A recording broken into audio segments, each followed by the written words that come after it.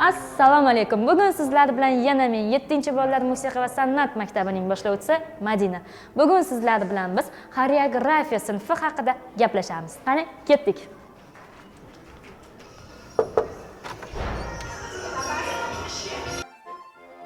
Assalomu alaykum, oya. Uzr, bezovta qilib qo'ydik dars mahalida, yaxshimisiz? Bugun darslaringdan ozgina kichikgina video rolik qilmoqchi edik. Xoreografiya sinfi qachon tashkil topgan? 2012-yildan beri faoliyat ko'rsatib kelamiz.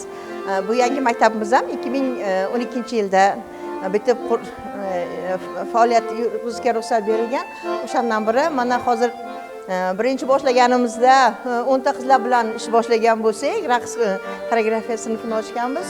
Hozirda 70 ta o'quvchimiz bor.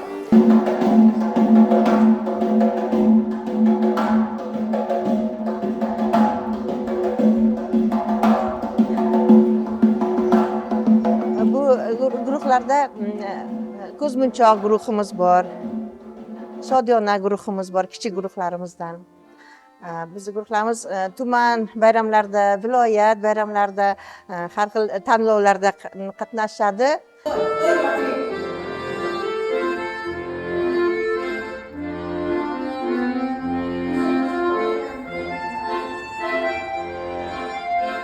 Hozirda mumtoz raqs fanidan dars joniga kirib keldinglar.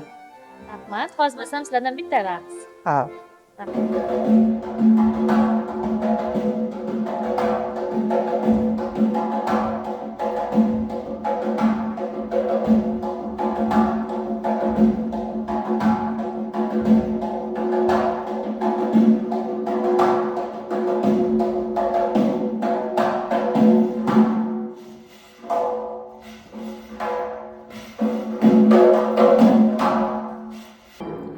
Bugungi videorolik sizlarga manzur bo'ldi degan umiddamiz. E'tiboringiz uchun rahmat. Kimdir yana agar farzandini musiqa maktabida o'qitmoqchi bo'lsa, 7-bolalar musiqa maktabiga murojaat qilishingizni so'raymiz. Xayr.